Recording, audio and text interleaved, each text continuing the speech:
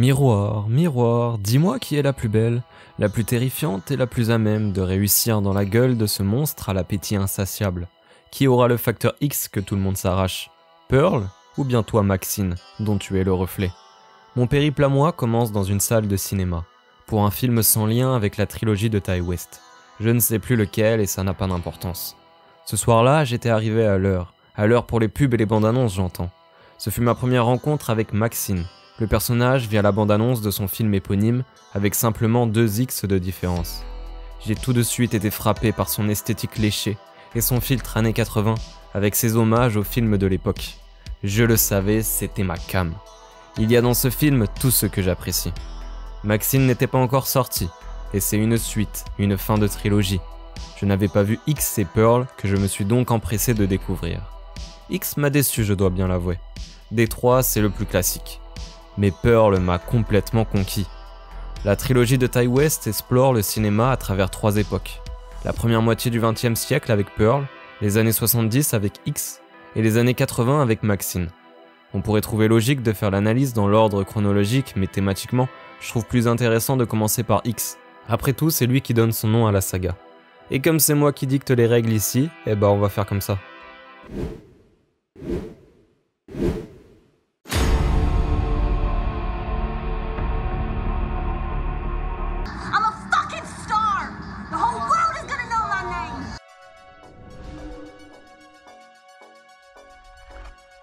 X donne naissance à la saga.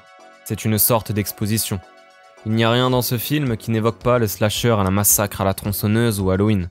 On y découvre Maxine Minx, la final girl, la survivante, comme il est de coutume de le faire dans un slasher.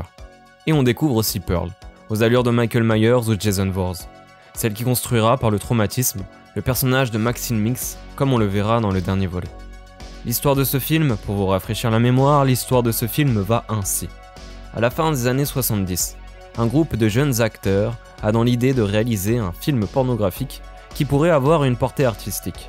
Ils sont accompagnés par un réalisateur en herbe qui veut pousser les limites du cinéma et conférer en effet cette vision artistique à ce film pour adultes.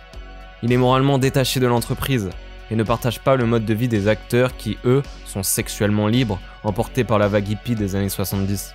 D'ailleurs, il est accompagné de sa petite amie, avec qui il entretient une relation exclusive et qu'il qualifie de trop prude. Elle qui est d'abord rebutée par les fondements de ce tournage. Ce qualificatif lui retombera plus tard dessus. Pour les besoins du film, il fallait trouver une maison reculée dans la campagne, avec une ambiance rustique et des allures de ferme. Les acteurs louent alors la maison de Howard et Pearl, 2 personnes âgées au comportement rustre et qui semblent d'abord ignorer tout du caractère pornographique du film auquel, on nous le laisse penser, ils s'opposeraient. Pauvres d'eux, c'était bien le pire endroit où se retrouver, car Pearl les éliminera les uns après les autres. D'aucuns diraient que le film X aborde le sujet de la sexualité. C'est un peu trop général. Pour moi, le film évoque surtout le désir et l'absence de ce dernier. Le désir, pièce indissociable de la pornographie, car c'est pour cela qu'on peut la regarder par désir. Et le désir, une thématique très présente dans la plupart des slashers. Dans ces films, les grands tueurs s'en prennent souvent à des femmes, et toujours il y aura une femme pour leur échapper. Celle qu'ils désireront plus que tout. Les tueurs sont des hommes presque essentiellement, et impuissants. Ils se servent d'outils de torture et de meurtre pour se venger sur le genre féminin. Ils assouvissent leurs pulsions de cette façon. Ainsi, on retrouve souvent des sous-entendus sexuels dans la façon de tuer ou l'arme du crime. En ce sens, Pearl n'est pas différente des grands antagonistes de slasher, car c'est son désir qui la pousse à tuer. Mais tout de même, il y a une nuance assez importante. Pearl n'extermine pas ses victimes dans le but d'assouvir ses désirs, mais elle les extermine parce que justement, ses victimes refusent ou sont incapables de la satisfaire.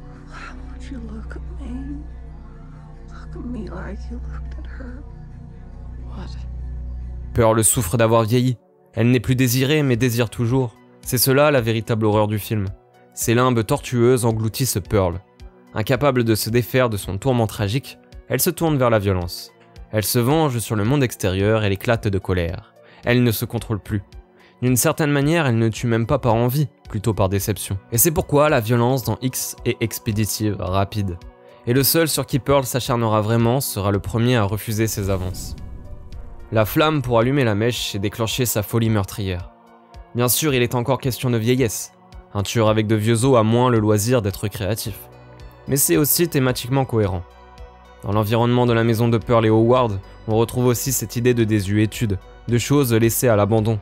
La vaisselle sale traîne dans le lavabo, tout est terne.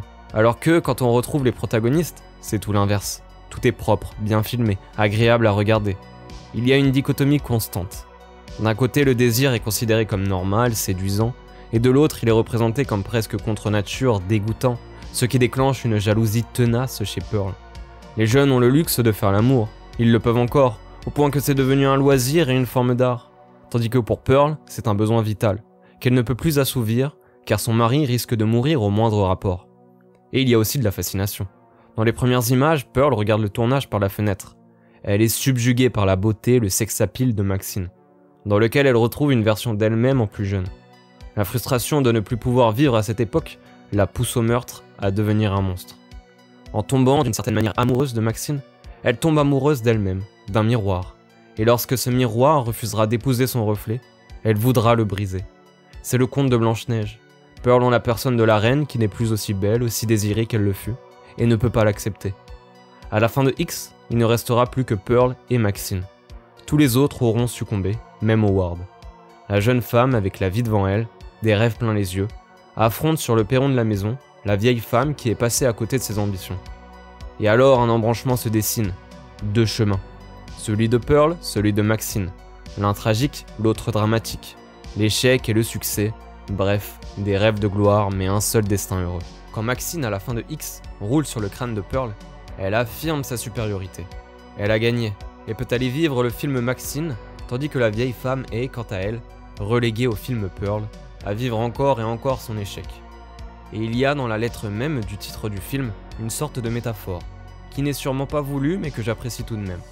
Car au centre du X, les chemins de Pearl et Maxine se sont croisés avant de se séparer. Quelque chose naît du duel, deux autres films, qui sont des suites même si l'une ne l'est pas chronologiquement parlant. On a Pearl et on a Maxine, qui tous deux, continuent X, en sont le prolongement.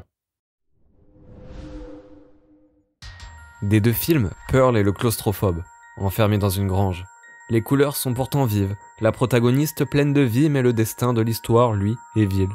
Il y a une volonté certaine de pervertir l'illusion du rêve hollywoodien, comme il est vendu dans une tripotée de films. Pearl est une star, elle en est convaincue.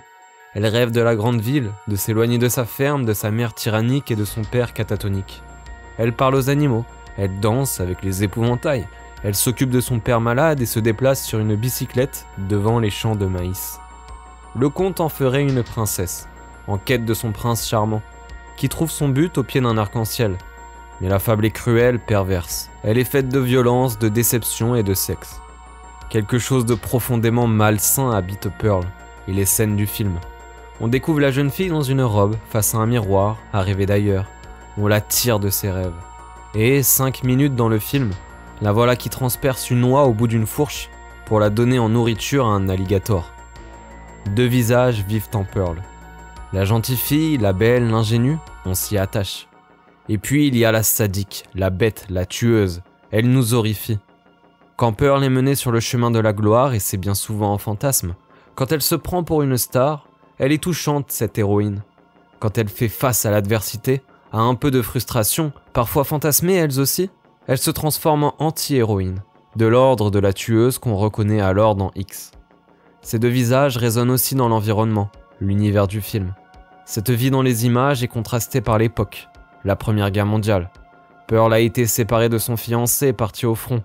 En filigrane, une maladie plane sur la ville à proximité de la ferme. Pearl est astreinte à domicile. Il ne faudrait pas qu'elle risque de ramener le virus avec elle.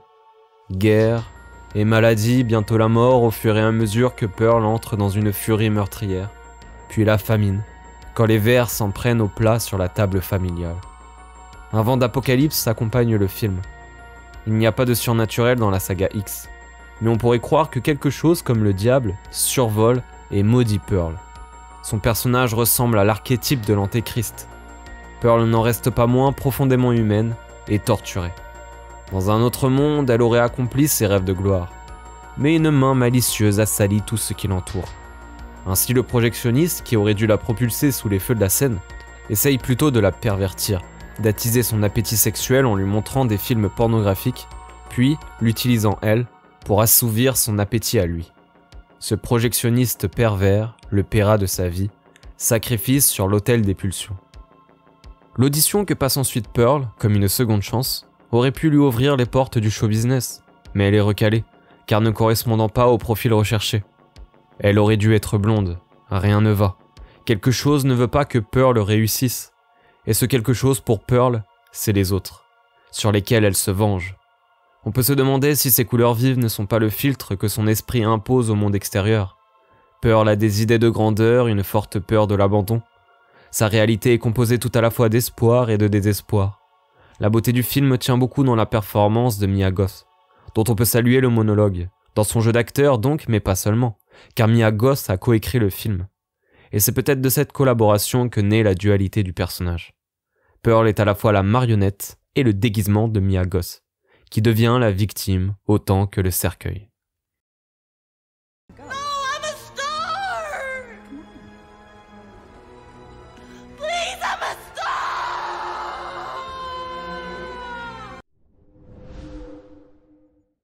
Maxine, la seconde suite de X, dresse un autre tableau de la gloire, où les meurtres ne sont pas le fait du protagoniste, mais l'entourent tout autant que dans Pearl. Il reprend l'histoire de Maxine Minx, la final girl de X, que l'on avait vue pour la dernière fois au volant d'un pick-up, et nous dévoile le reste de sa route. Les parallèles entre Pearl et Maxine sont légion, avec toujours une nuance pour les séparer.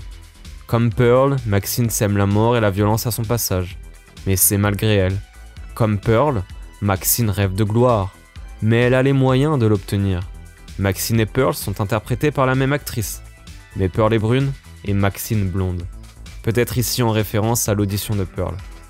Pearl était une anti-héroïne par essence, comprenez que c'était dans sa nature, tandis que Maxine est devenue anti-héroïne par la force des choses. If you need to read off the sides we gave you, just go ahead, all right? I know the lines. She turns to the camera and, through her trauma, addresses the lens directly. Ce qui différencie véritablement Maxine de Pearl, c'est ce facteur X, qui ne cesse de faire son apparition dans les films. Et on se rend compte que ce n'est pas tant que Pearl a été maudite, mais que Maxine a été bénie quelque part. Et on sait que son père est pasteur, on ne connaît pas sa mère. Je pense que métaphoriquement, la mère de Maxine, c'est Pearl. C'est elle qui lui donne naissance à la fin du film X, qui la lance sur son chemin.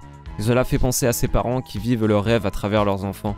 Terriblement frustrés de n'avoir pas réussi eux-mêmes, ils espèrent que leurs enfants, qu'ils voient comme des projections d'eux-mêmes, réussiront où ils ont échoué. Ce qui donne lieu à des relations filiales malsaines où l'enfant n'est plus qu'un outil pour compléter le parent. En d'autres termes, c'est ça le facteur X. Et c'est ce que Pearl, dans la mort, a légué à Maxine. Pour réussir et devenir une star, Maxine devait se transformer en monstre, ce que le film explique lui-même avec une citation de Bette Davis, une idole du cinéma. Là où Pearl fantasme sa réussite, Maxine reste ancrée dans la réalité en étant certaine de son succès prochain. Le film l'introduit en contre-jour. Dans sa combinaison moulante, elle donne l'impression d'être nue. Elle s'est fait un nom dans le porno, la lumière éclaire ses habits, elle veut maintenant se faire un nom dans le cinéma.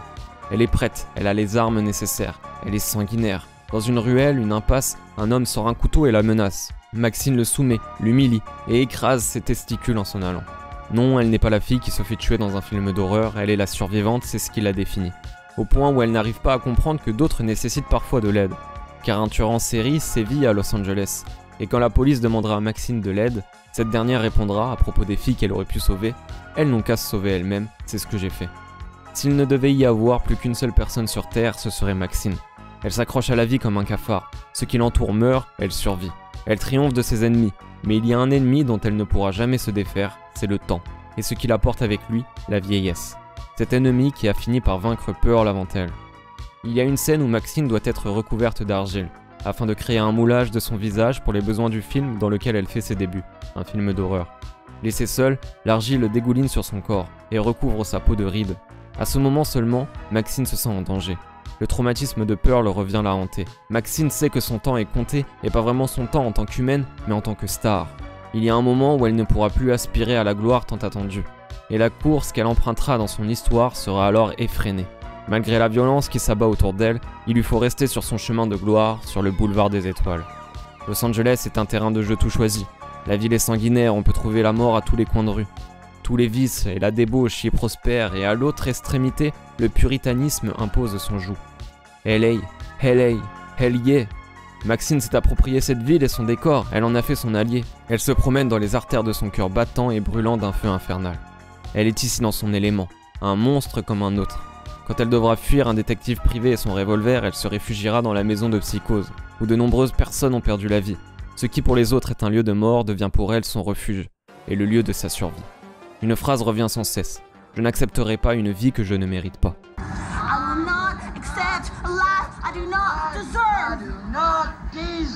Cette phrase est une litanie. Cette phrase était répétée par son père pendant son enfance. Il semble que Maxine cherchait à la fuir, comme elle cherche à fuir son père. Elle réalise alors qu'il lui faut plutôt l'accepter, se l'approprier elle aussi. Si X a donné naissance à Maxine Minx, c'est le film Maxine qui lui a donné son indépendance. Dans X, Maxine a rencontré sa mère idéologique, et dans Maxine, avec 3X, Maxine parvient à tuer le père dans le sens métaphorique mais aussi littéral du terme. Armée d'un fusil à pompe, elle achève son père tout en répétant sa phrase fétiche et la faisant sienne. Cette idée de facteur X disséminée dans les 3 films dépossédait Maxine de toute agentivité. Aux portes de la gloire, elle s'affranchit à la fois du père et de la mère. Dans un dernier meurtre, elle s'approprie sa vie et son succès. Elle ne laisse pas son passé la construire, elle se construit en se servant de ce passé. Car il est sous-entendu qu'elle vendra les droits de son histoire et jouera la personne qu'elle a été, abandonnant en la fusionnant au script Maxine Minx, la jeune fille fragile, et devenant Maxine, la star intemporelle, triomphant alors du temps et de ses affres dans la vallée de la mort. Maxine est l'accomplissement des films Pearl et X. C'est le mythe de la survivante qui continue d'exister après que les crédits se soient lancés. C'est la démystification constante des personnages. Dans sa trilogie, Ti West transforme chaque personnage en une figure à la fois familière et terrifiante, naviguant entre Eros, la pulsion de vie, et Thanatos, la pulsion de mort. En concluant avec Maxine, il ajoute un dernier trait de pinceau à une fresque sur la survie et la conquête de soi, où la quête de gloire prend les allures d'une lutte sans fin contre le temps et les blessures du passé. Maxine, par son parcours, n'est plus seulement une survivante d'un film d'horreur, elle incarne la ténacité humaine face aux forces qui cherchent à la définir. Comme le dit la chanson, les étoiles filantes ne s'arrêtent jamais, même quand elles ont atteint le sommet. Ce qui nous laisse avec une interrogation. De quoi Maxine est-elle véritablement l'allégorie ? Doit-on la glorifier ou la craindre ? Mais ce n'est que mon interprétation.